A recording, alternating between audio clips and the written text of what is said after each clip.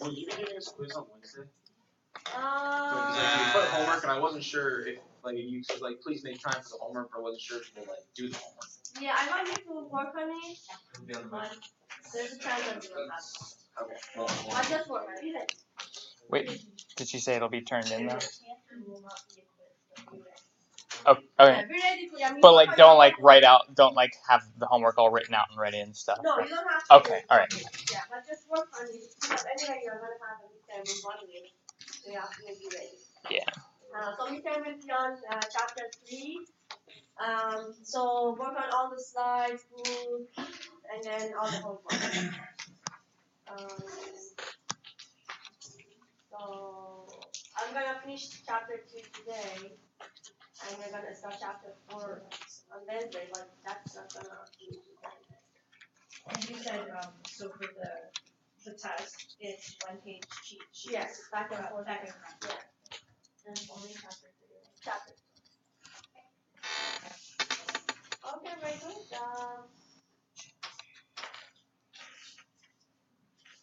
So just to give you an overview before I start, I'm going to give you a big picture.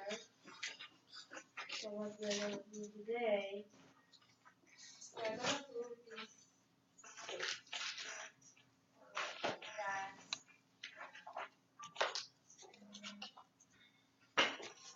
so we saw this the other time that if you have this autocorrelation function psi, you have tau and the integral of gt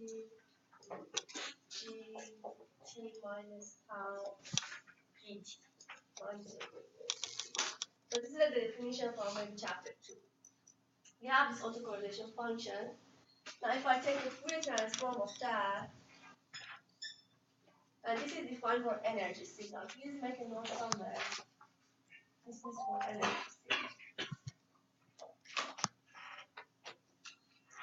Remember, what was an energy signal? The energy signal was a signal that if I take this integral of gt, like gt times itself, which is gt squared, this is something fine. So therefore, if this is finite, I can define this. And if I take the Fourier transform, you're actually going to get something which we call it ESD. Energy spectral density, and we show it, I guess, with psi GF. The psi and another different here is little psi, and the other one is big psi. Can that be plus tau? Doesn't matter because it's symmetric. Yeah, it can be plus one.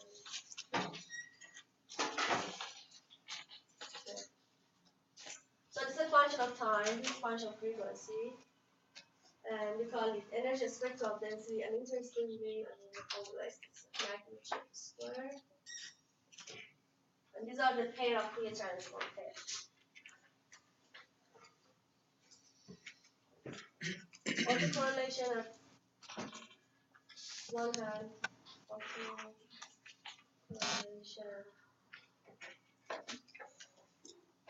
So again, it is for energy signal. So for the energy signal, I have autocorrelation here. I have energy spectral density here, just like that.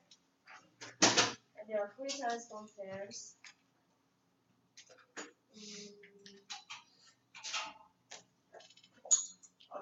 And about the energy spectral density, now if I take the integral of this energy spectral density over the whole range, 1 is to 50, what do you think that's going to give me?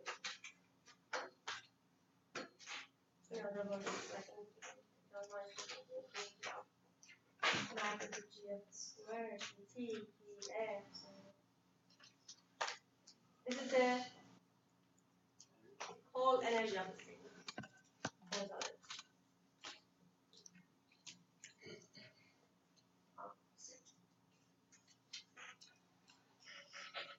So this is like a density function, like an energy spectral density. So now if I tell you, now what is the amount of energy in or from frequency f1 to f2. So this is the whole frequency because f going from minus infinity. Now if I tell you what's the energy from f1 to f2, you have to take the integral, again the density, this is the density function. Sorry, Gf. Now instead of the integral from minus infinity to infinity, now you say f1 to f2. But then you have to also make sure because we have also the negative f's, so from f1 to f2, the integral of that. But also, the same way that here we say from minus infinity to infinity, you have to also consider this one. But this is symmetry, so I cannot just write twice that. So the energy from f1 to f2 is twice the integral from f1 to f2 of this energy spectral density. Okay, so please make a note. I guess this is not in your slide. This one. So this is the energy spectral density. If I take the integral of the whole period, like from 1 to infinity, the total energy of my signal. If I just look at from f1 to f2, that's the energy from f1 to f2.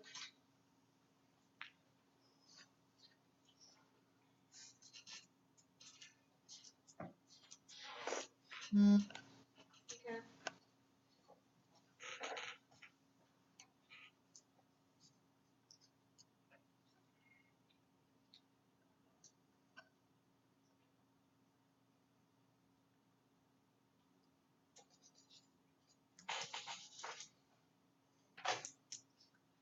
So we covered this the other time.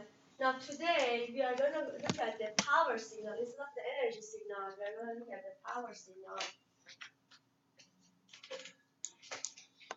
So for power signal, this integral, anybody remembers for power signal, what's the value of this integral?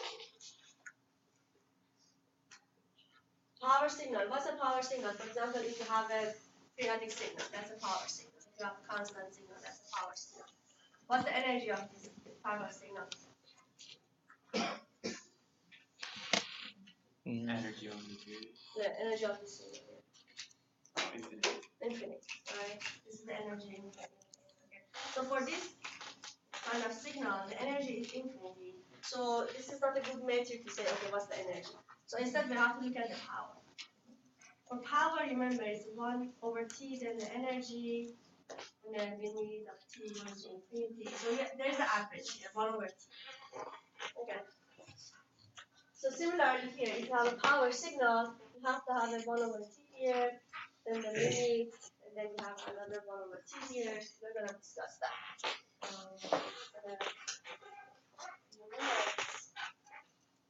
And then we are going to just look at the whole thing.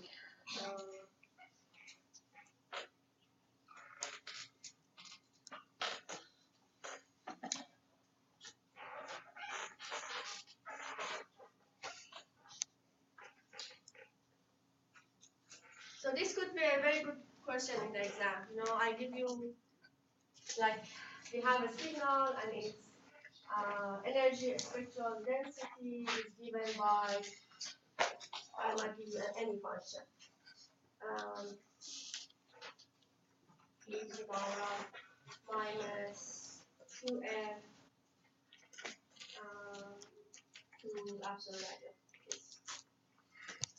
Okay. Yeah. Or minus. Now what is the energy of signal from 1 kilohertz or no, 10 hertz to 20? Write this down, work on it, and maybe I can solve this for you instead. So I give a energy spectral density of the signal, and I ask you what's the energy in some frequency bands. Coming from here, you have to do this. The integral of that, twice the integral from 10 hertz to 20.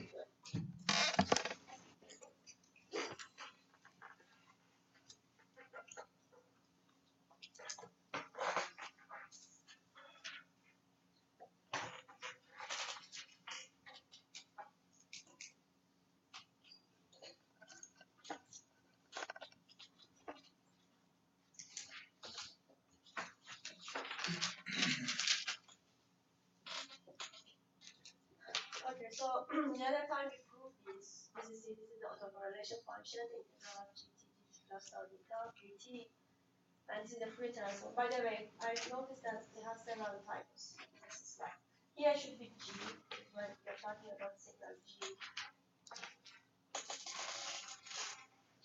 This is the autocorrelation of g, and this is the energy spectral density of g. Okay, so this should be g, this correctly. And also,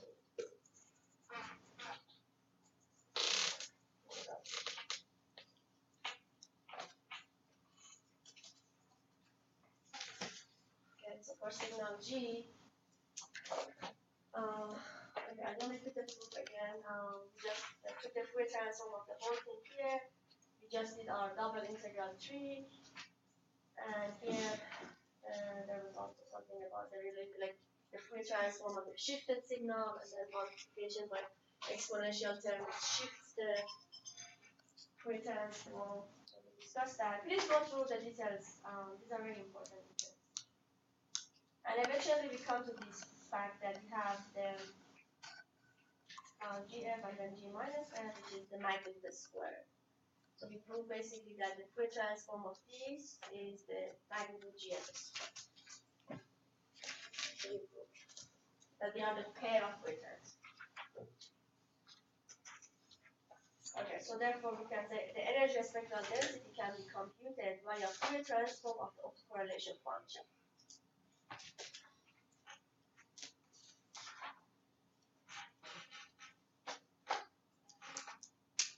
Okay, so now we have two ways of finding this energy spectral density. Therefore, either you have g of t, take the Fourier transform of g, you get gn, and then find magnitude of gn, square it, yes, or find autocorrelation function, which is integral of gt,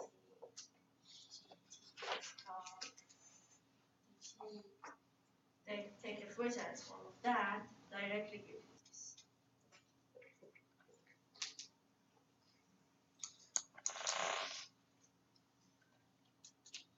Okay, now what is the advantage of these? As we see in one example, for some of the signals, especially the random signals, I don't have exactly gt.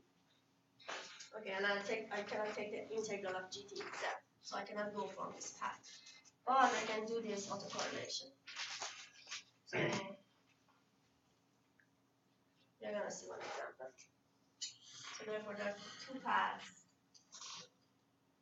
And sometimes this is the only path that you can take. You cannot go to the direct path. You have to go to the autocorrelation and Fourier transform.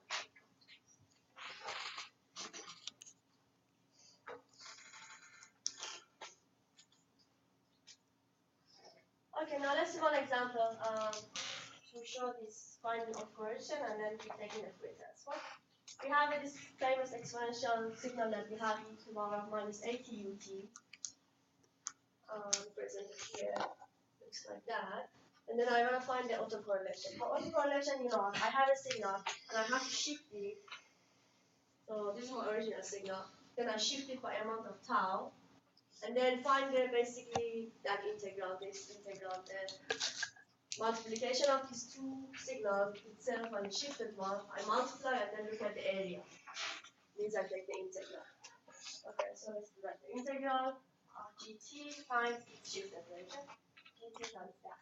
From minus infinity to infinity. But for this case, like when you multiply them, so this is 0 up to this point. This is 0 up to that point. So when I multiply, what's the range that I have? If I multiply these two signals. It's gonna be 0 up to tau. 0 up to tau. No, it's tau to infinity, right? Tau to infinity, yes. Because here this is 0. It's where it's both of them. So anyway, up to this point, everything's gonna be 0. After that, this has some value, the other one has some value. So I don't know how does it look like, but at least I know I will have some value. So therefore, the integral instead of saying from minus infinity to infinity, it's gonna become tau to infinity. Everybody follow that? Very important. So from tau to infinity, and then just replace it. G of t is e to the power of minus at, and then g of tau, the upper root of t minus tau, sorry.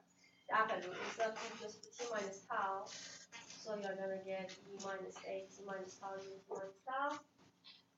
And do I have to put the step function here in the integral or no? I already know that from this time, everything like the I will have value. So you just remove this u t and u of t minus tau here because they're not about e1 anyway. This is ut is 1 here, ut minus tau 1 here. So just remove it. So this is what is left. So e to the power a tau. That's not a function of t. I can take it out of the integral. Then this is a simple integral. Just replace things, and you're gonna come up with this term.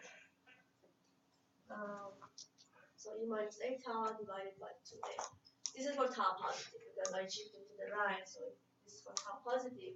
But the good thing about autocorrelation function is it's symmetric, so you don't have to really find for negative t's.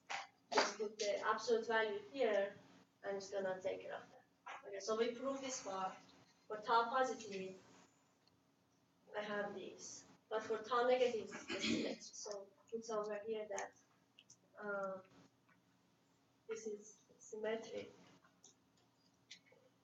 So just put an absolute value instead of tau, just put absolute value, and that's gonna be taken care. Okay, so we found the autocorrelation function of GT. And probably we had done it before in chapter 2. So that's nothing new. But the new thing is that now I want to take a Fourier transform of that to find the energy spectral density. So let's take a Fourier transform. If you go back to one of the tables, table 3.1, that's a known signal, and the Fourier transform also is known for that. The Fourier transform is 1 over 2 pi f squared plus a squared. So you can definitely remember to put the Fourier transform, just copy it small and then put it in your cheat sheet, okay? Or write it by hand. Have the Fourier transform table.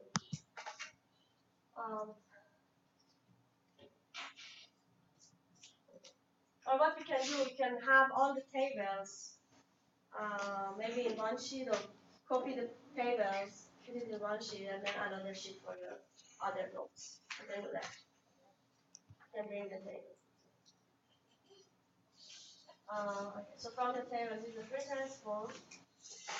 Okay, good. So what is this? I took a Fourier transform of the autocorrelation function, so this is going to be the energy spectral density. So this is psi, capital psi, GF, calling it energy spectral density. Now, we know that this must be equal to this term. Let's confirm it. I had g of t as this exponential term. This is gf again from the table. Take the magnitude. What's the magnitude of t? It's 1 over square root of a squared plus 2 pi f squared. So you remember I told you there are two paths. So first we did this path. We find the autocorrelation, take a Fourier transform on the top. I found this. Now alternatively, I have GT, take a Fourier transform. This is GT, this is the Fourier transform. And then magnitude of GF squared. This is GF, magnitude of GF squared. This is the magnitude of GF. And as you see, they are equal. See, this one is equal to that. You have to put it. Did everybody write this one? This is a nice thing to put everything in next to each other. Everybody got this? It's not in your note, okay?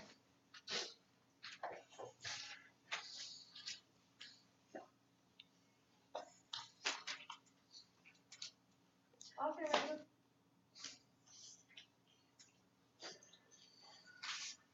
So now, if you have an LTI system with input x of t. This is LTI, so I can only represent it with impulse response h of t and y of t. We already know the relation of them in the fluid domain. XF, HF, frequency response, YF. I know YF is XF times HF. How about the energy spectral density? The energy spectral density is nothing just magnitude squared of that. So magnitude of XF squared times magnitude of HF squared is magnitude of YF squared. So this is the energy spectral density of input X. This is the energy spectral density of output. And this is the magnitude of the frequency response. So here. So energy spectral density we showed itself. So psi of YF is equal to psi of XF, the input times the magnitude of the HF squared.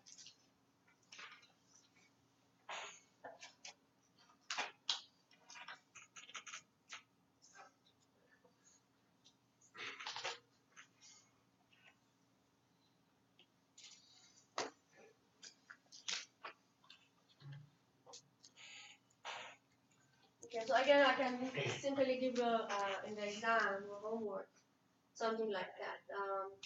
I give you an X, and then you find maybe this ESD, and then you have H of F. Just multiply them to find the ESD of the output.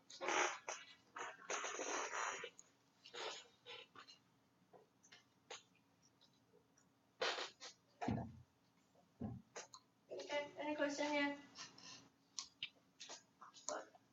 So now in the next few slides, we're going to repeat almost everything. Instead of the energy, we are looking at the power. So instead of energy spectral density, we are looking at power spectral density or PSD. PSD? Yes.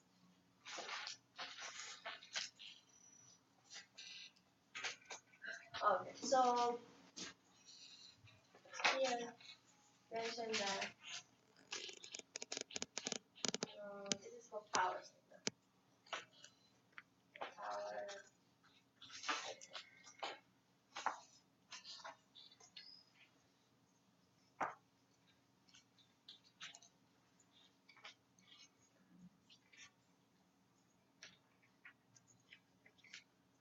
Remember, your signal is either energy or power. If it's energy, you have to go find the energy spectral density, etc.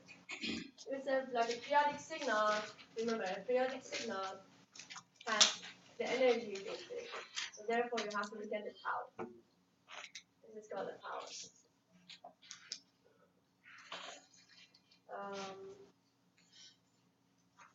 Okay, so for power signals, you have to just take the average. So 1 over t of the integral of gt squared, and then t going from, you can just assume a truncated version, t from minus t over 2 to t over 2, truncate the signal, but then t going to infinity. When t goes to infinity, as if you're looking at the original signal, g of t. Okay, good. So therefore, pg is the limit t going to infinity, 1 over t of the energy. Okay, good. So now for the energy, so this capital T just shows a truncated version, but then again T goes to infinity. So for energy, we know that we have the integral of gt squared dt, which is equal to the integral of the magnitude of g capital Gf squared. We know that. Now for the power, I have to have 1 over t, just basically limit t going to infinity, 1 over t times that. So 1 over t, and then this integral, or in other words, this integral. So you see t here. So the only difference is we divide it by t, and then limit of t going to infinity. Okay. So now based on these, we define power spectral density. Power spectral density, PSD, which is similar to ESD. This is ESD. See, ESD, I can change this. That's ESD. But then divided by t, limit of t going to infinity. So PSD, the power signal,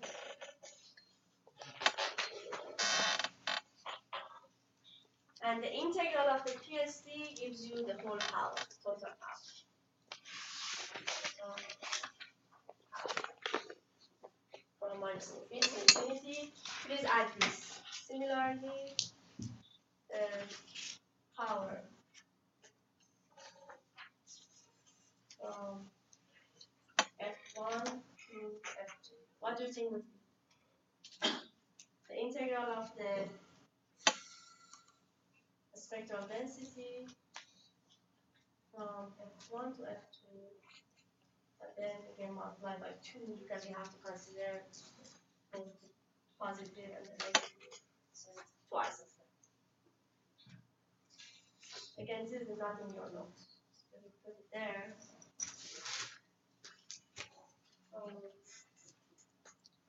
So this is the notation S, G, F, the power spectral density.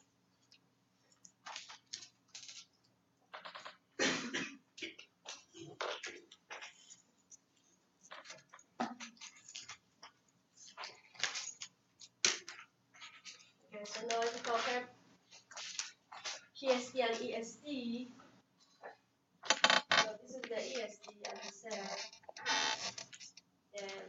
or this is the ESD and the energy is the integral of the ESD.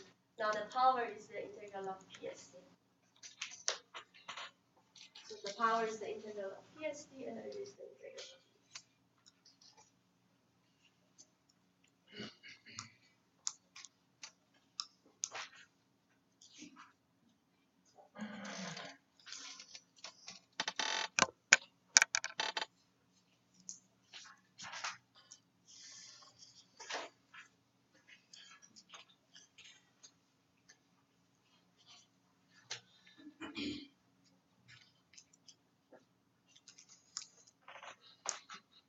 So similar to before, that we said, okay, we have ESD, and then you can also take autocorrelation,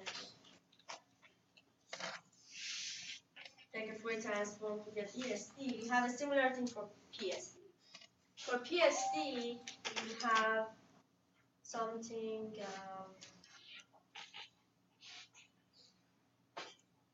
this is how.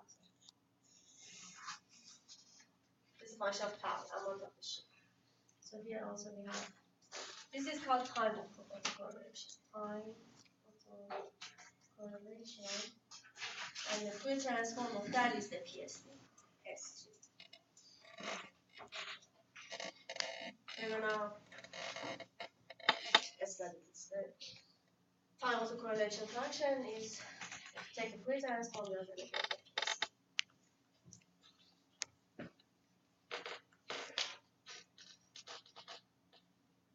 Okay, so this is the time autocorrelation function. You see exactly, it's similar to autocorrelation function as before, GT plus tau dt. The only difference is, what's the difference? Everyone can tell me? What's the difference here?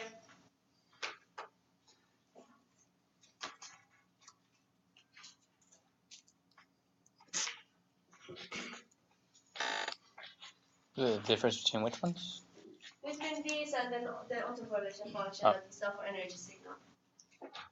It's the sine, but the integral of GT plus tau dt minus the infinity. This was the autocorrelation function for energy signal.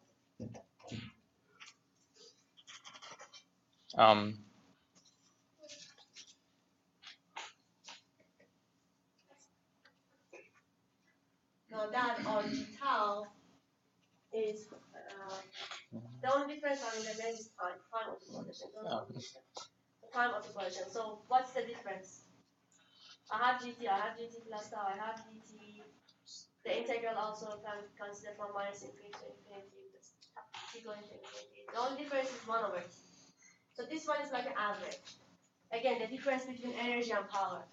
If you have energy divided by t, when t goes to infinity, that's the power, right? the same difference here was divide these by 1 over t to get the time correlation. So the only difference is 1 over t. And that makes it to the power. We make these to power. Okay, so time autocorrelation. And again, like the Fourier transform of this time autocorrelation is the PSD. Similar, so we had this relation for the energy. For the energy, we had another time. We can put here tau.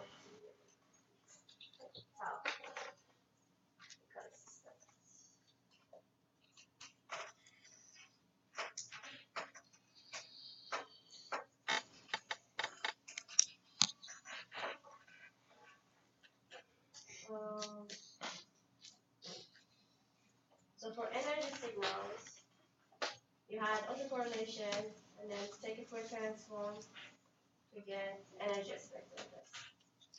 For power signal, you have time autocorrelation. This is the notation. Again, the only difference is 1 over t here. And then you have power spectral density, which again is similar to this, only 1 over t. So everything is divided by t, just to make it not going to infinity.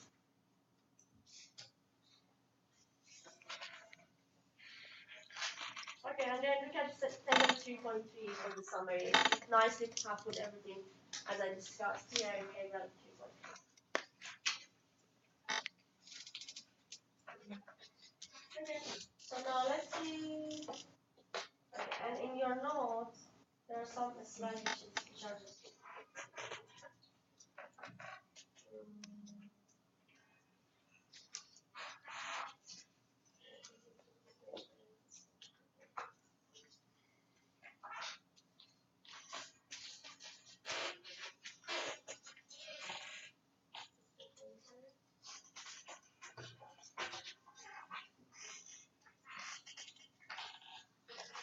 Okay, so now the question is that why don't we always calculate PSD or ESD from this route? Why do we go to that route, as I said? The answer was that because of the power signals and random signals, we cannot calculate the Fourier transform directly.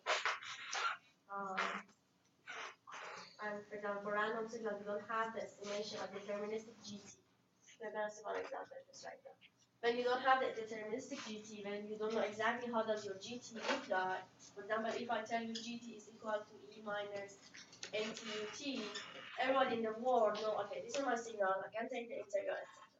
But if I tell you now that my signal is like that, I flip a coin, if the head, I'm going to have a 1, if the tail, I'm going to have a negative. Okay? So if you flip a coin, you're going to get something. If I flip a coin, I'm going to get something else. So everybody is going to get a different signal. So it's a random signal. So for this random signal, I don't have an exact GT. I cannot exactly find GF. But I can do this route, somehow find the autocorrelation and find the PSD through the autocorrelation. That can happen. So we can find autocorrelation and then use the take a Fourier transform to get the PSD. So see next example. This is a nice example. You have a similar example in your homework as well. You have to understand this one to be able to do the other one. That one is more have more details. So we have a random binary pulse train, which means that again, like I flip a coin. If it is, let's say, head, I'm gonna generate this pulse. I'm gonna generate a 1 for amount. So the whole thing is the time is TB. This is TB over 2. For TB over 2, I'm gonna send a 1. Then again, flip another coin. And if it's a tail, I'm gonna send the negative. Again, the same duration, but that's just the negative. So I just keep flipping the coin, head, tail, etc. So I'm gonna get a random sequence of one and negative one pulses. And somebody asks you now, find the autocorrelation function and power spectral density of this random signal. So this is a random signal. I'm gonna find let's start with the autocorrelation. Put a time here as well because our G tau refer to as time autocorrelation. So find the time autocorrelation. Okay, so we know the formula. We have to, I have dt, I have to shift the dt by amount of tau, multiply them, take the integral, divided by 1 over t, take the autocorrelation.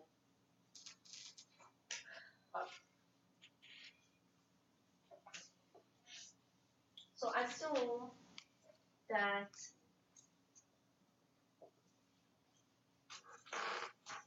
I consider like n times tb time slot. So this is the 1 tb, 2 tb, etc. So I have exactly an integer times 10 tb or etc. to consider minus this integral. Minus t over 2 to t over 2. But then t goes to infinity. So I have to consider the everything. So when t goes to infinity, what does it mean? N goes to infinity.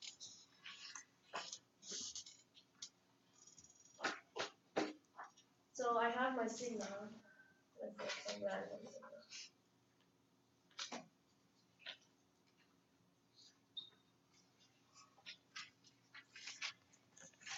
This is my. Now I have to shift these by amount of tau.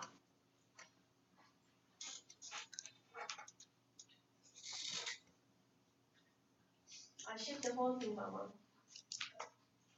Now let's say tau is small. Tau is less than. This is t over 2. T over 2. Meaning that when I shift this, it doesn't go beyond that. So it's just like.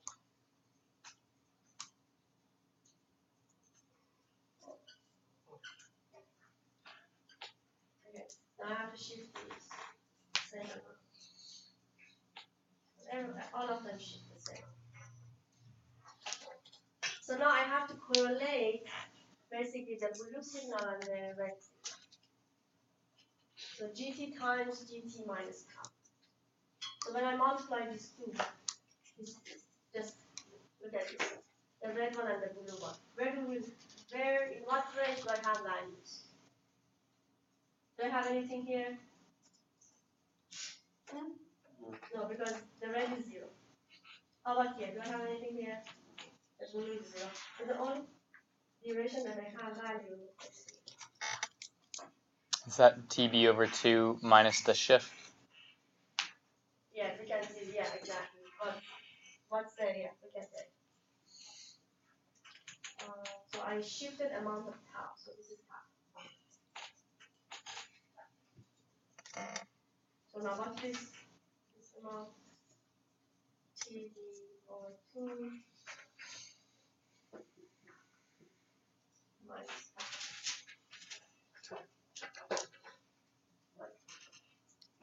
The same thing. The only place that I will have value is in between the overlap place. Okay. Now what is the amount of overlap? So here I had 1 and this was also 1. So 1 times 1 will give me 1. So if I plot the overlap, I have 1 here. How about here? I had negative 1 and then I shifted it also. Still I had negative 1. So what's the amount? If I multiply them, see on the big picture you are looking at GT times GT minus tau. So if both of them are 1, like here, GT is 1, the shifted version is 1, so I'm gonna get 1. How about here? GT is negative 1, the shifted version also is negative 1. What do I get? 1. Everybody agrees? Negative 1 times negative 1, so I get 1 plus. Okay. So therefore, if we look at the integral is the area. Okay, so the area here is 1 times this width, which was TB over 2 minus tau. The same here. The width is the same. The height is 1. Okay, very good. So therefore, it ends up, for all the overlaps, I'm going to have the same area. And the area, so after multiplication, so what I get, the area here is TB over 2 minus tau. And then for the other one also the area, because basically consider like that. The area is the same, the area is the same, the area is the same. How many of them do I have? I have n of them. Okay, so the whole area is n times this value.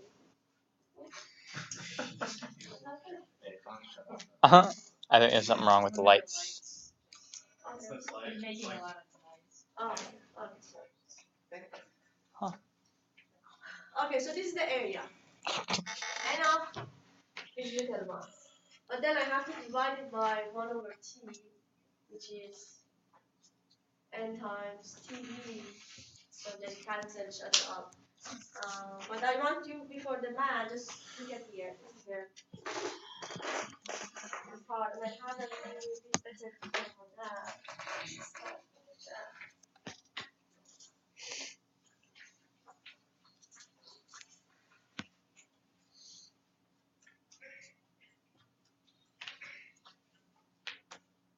So here also. So the darker like rectangles are the original signal. You shift the dotted one is the shift, and the overlap is shown by gray area. Mm-hmm. Okay. And then I have to look at the area. And the integral is the area, right? So the area happens to be here 1 times this gray g. And then even for here, it's in minus 1 times minus 1, so again it becomes positive. So the whole thing is here. So this is a v. TB over 2 minus tau.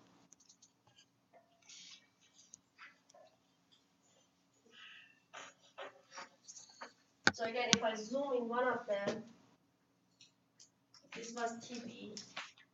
My original pulse was half of that. TB over 2. And then I shifted by amount of tau.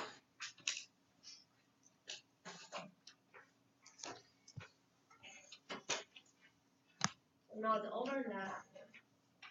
See, if this is tau, this is TB over 2 times tau. And the height is 1. So the area of the whole thing is times that. So TB over 2 minus tau. This is for one of them. How many of these pulses do I have? I consider n of them. And then divided by 1 over t, which is n times tb. Cancels out, and then you get something. Very simple. Function, as you see, it's a function of tau, the amount of shift. Okay. Depending on the shift, the area is different.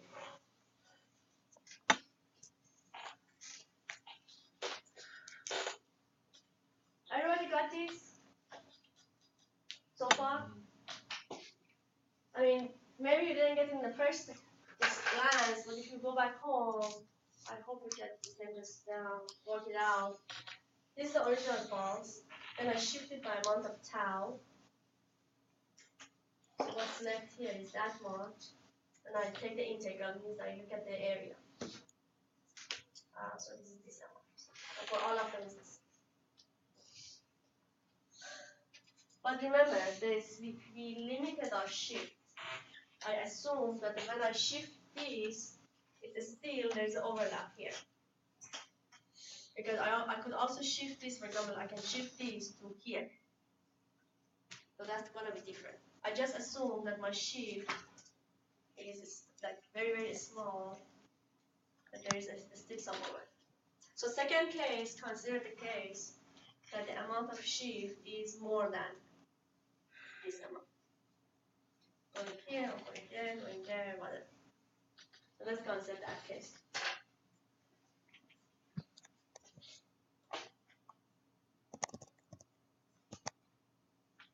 So here, so this is my GT, original signal.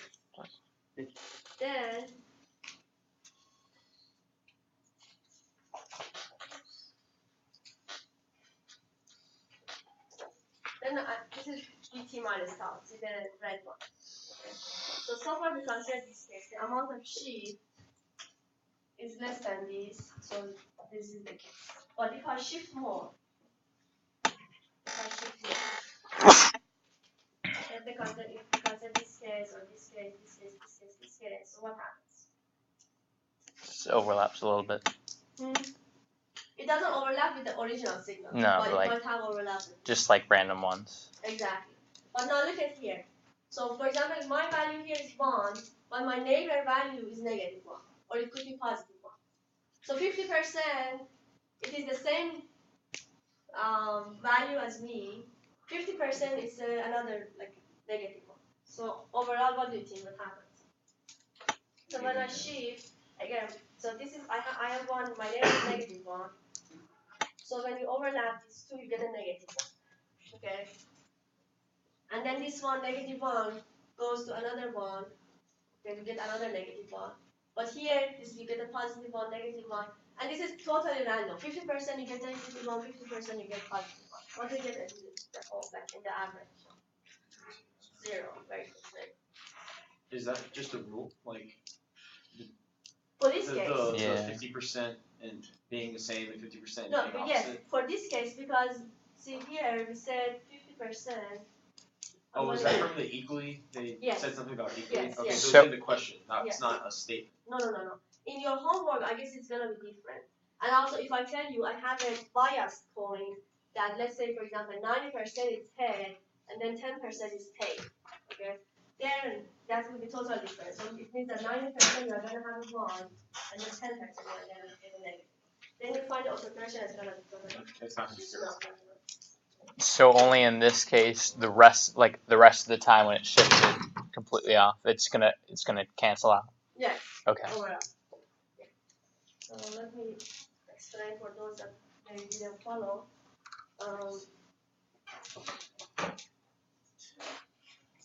So in this case, when the amount of shift is small, everybody agrees that if I want 1, I'm overlapping with 1, and if I had a negative 1, I was overlapping with negative 1.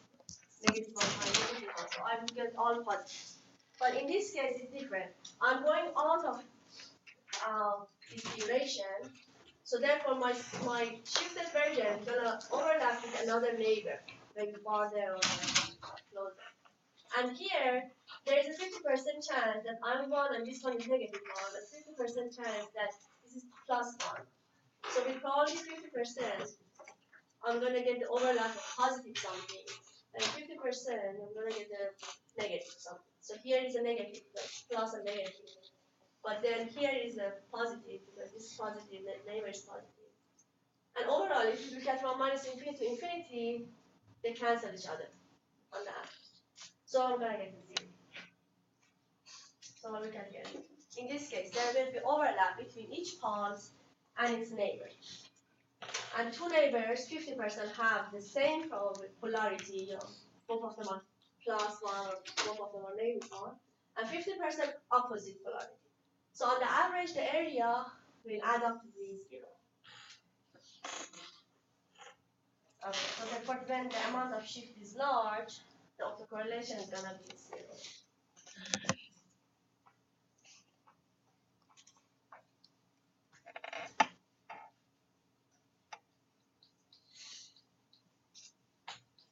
Okay, very good. So we find autocorrelation function for this.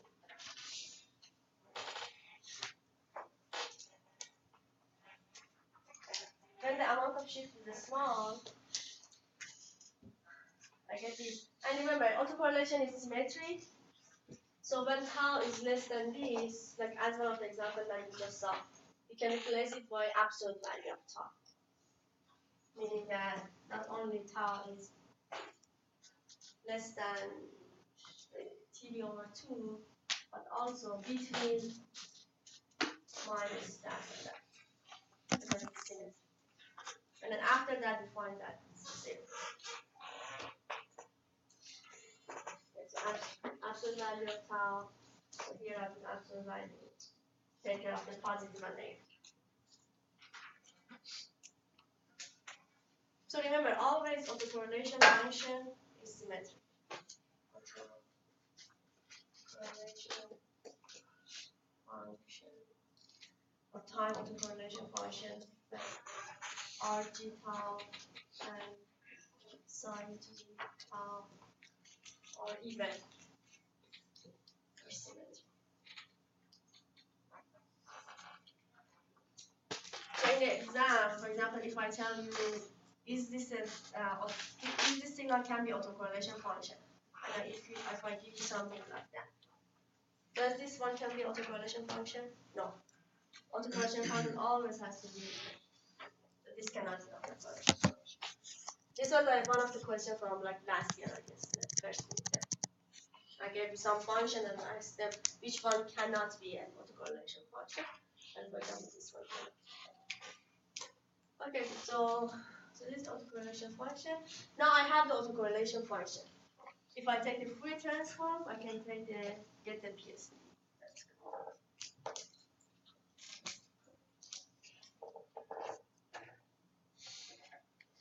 Okay. So actually it's a triangle, so it's a line. Okay, so it's a line. And I have to take the Fourier transform. Does anybody remember just on top of your head what's the Fourier transform of the triangle? Sine square. When you have a pulse, when you have a rectangular pulse, you get a sine. When you have a triangle, you get a sine square.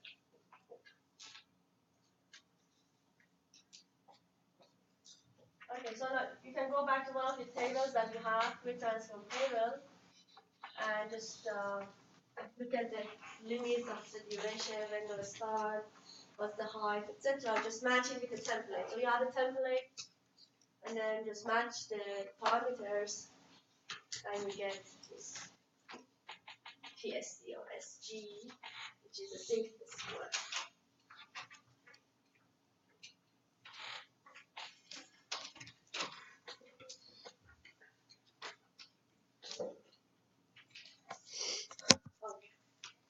On our exam, are you going to give us that table, 3.1 table, or are you going to like write it into the question?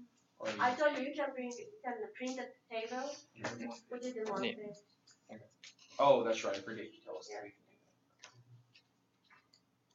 that. Is that page front and back, or was it just one side? Front and back. Yeah, you can have a cheat sheet and then another sheet just for the pages.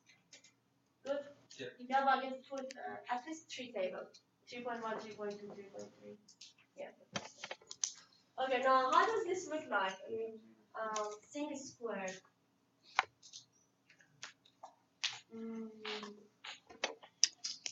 Let's look at the first zero crossing.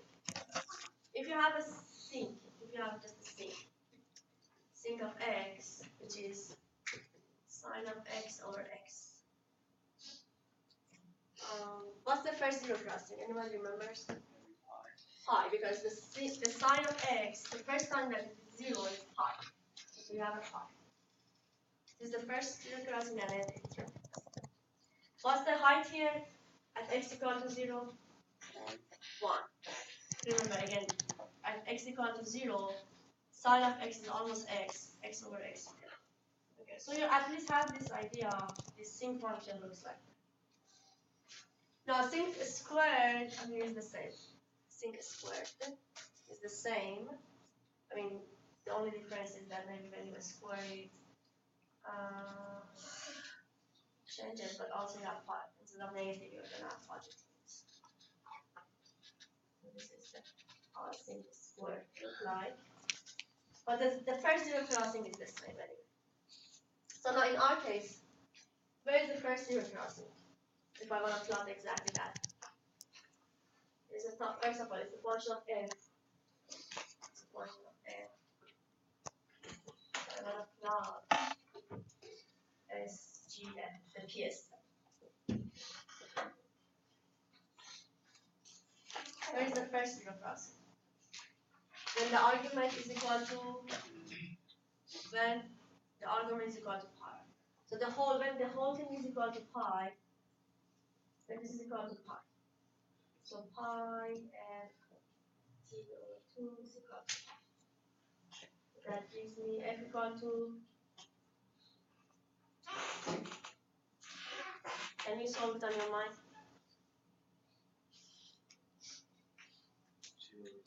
2 over t. So the first zero crossing is when f is equal to 2 over t. And what's the height here? The height of this, you don't think the square is 1. It's 0.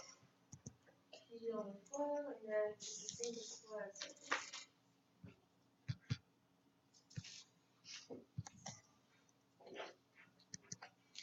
Okay, again, these are the things that I expect you to know. And then you have a sinc function. Where is the first zero crossing? What's the height? So the first zero crossing is when the whole argument here is equal to pi. Okay, so this is the power spectral density. Now if somebody asks you what's the energy from, let's say this frequency to up to that frequency, the energy is just the integral of here times 2. So you can work on this spectral density.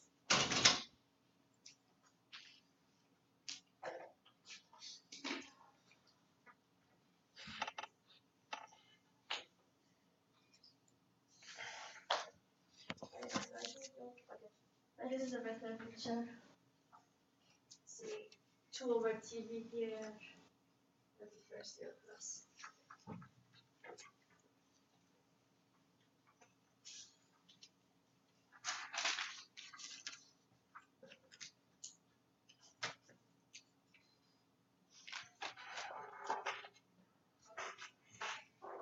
Okay, so again, to wrap up, because this was a random signal, I couldn't have the Fourier transform of the signal itself. I couldn't find GF.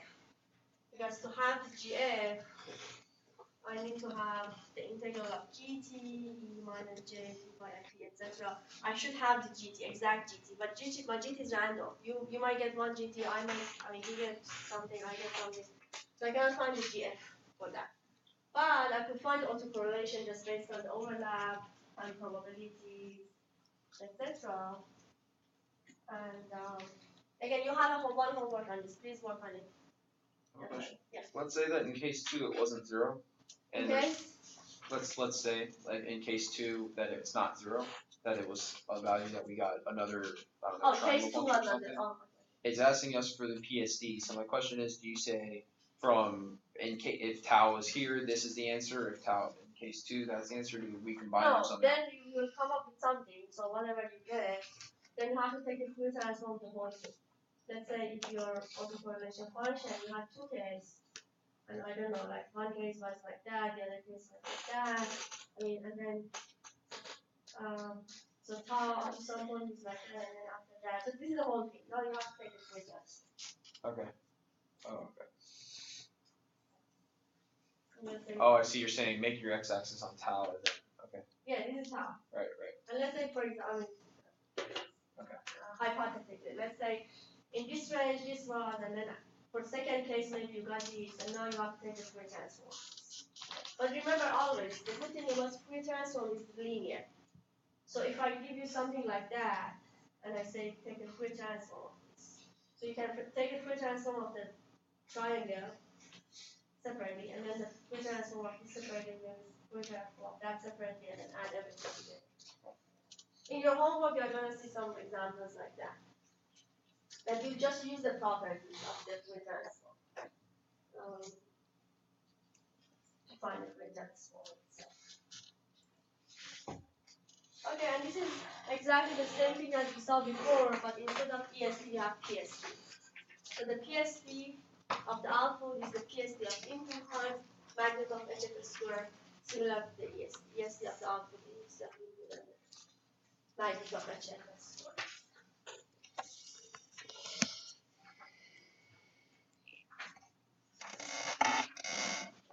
Last example. Okay, so this is the last example, the rest of my example. We have a noise signal with a given power spectral density. So S, capital S, of the signal is a function of F, is given by it. You have this pulse shape power spectral density.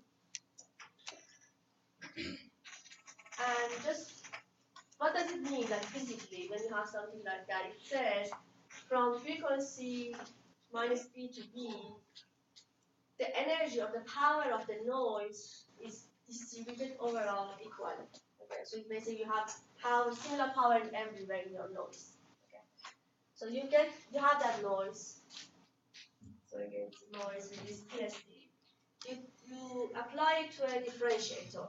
The differentiator is given by d over dt in the time domain, which easily can be converted to take a Fourier transform. This is important. What do you think would be the frequency response of d over dt? H of f is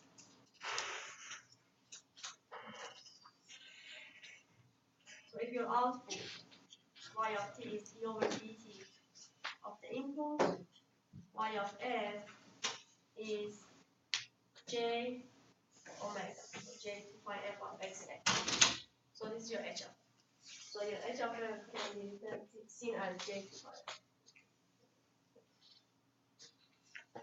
This is s in Laplace transform. Remember, the differentiator is multiplication by s in Laplace. Remember? Okay. Like you had ls for the inductors. And this s is coming because we have a l pi to dt, I guess, something like that. So you have a differentiator. That's why you get s. And the integral is 1 over s. Anyway. Okay, so you have s here. S is j omega, j to pi. So you have a system like that. And then this is the PSD of the input. Now the question is that what is the PSD of the output? And that's very simple. We know that the PSD of the output is nothing but just the PSD of the input times magnitude of HF squared. And in this case, my HF is this. What's the magnitude of HF?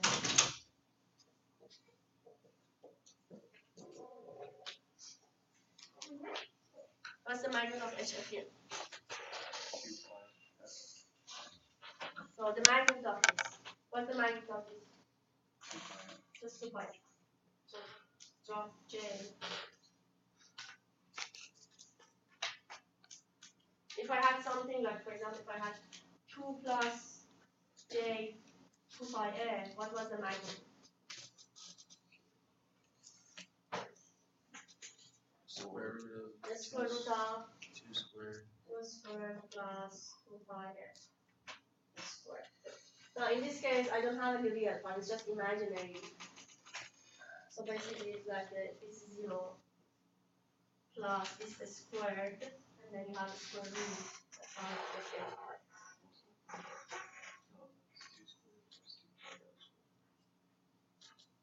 Please be very good at working with complex numbers. Do a lot of, writing in this exercise. Okay, so this is the magnitude. Now I have to square it. For this h of f squared. So I get 4 pi squared f squared times the input. This is the input, which is this.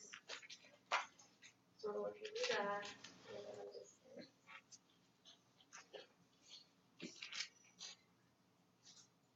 so the very important things here, first of all, d over dt. When you have differentiator, then you have a differentiator, your frequency response is like j to pi. So this is the first important concept here. And then the formula of the relation between the input and output PSD, second thing.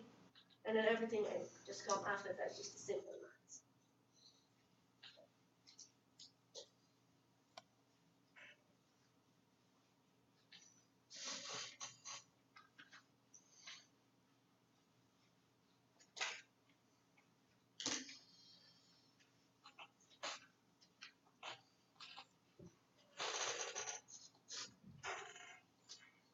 Okay, so 4 pi is for fs squared times k. So if you go to MATLAB plot it, you're gonna get something like that. So now look at this. So this is the power spectral density of the output. So what it says although my input noise is equally distributed in all frequencies, the energy is equally distributed, the output, the energy is more toward higher frequencies. That somehow makes sense because when you have a differentiator is a high pass filter. Why? It doesn't pass the low frequency. If I have a DC, what is the, if I have 10 volt here? What's the output? When you take a different D over DC, what do you get? 0. Very good. So basically it doesn't pass it. So you had something here, you had 10 volt. At the output you have 0, so it didn't go through. So the differentiator does not pass low frequencies. It more passes high frequencies. When you have a signal which has high frequency, then you are going to see something. And it's exactly shown here. You had something in all low frequency and high frequencies, but at the end you see more like your output is toward higher frequencies. And this is the like physical interpretation. Okay, good. We are done with the third chapter. I'm going to start chapter 4. But let's start studying really well for the test. So that everybody We have like questions. Would we be able to bring it in so we can kind of review it a little bit? yes, you can, but not too many questions. Maybe at the end, maybe the 10 minutes or something.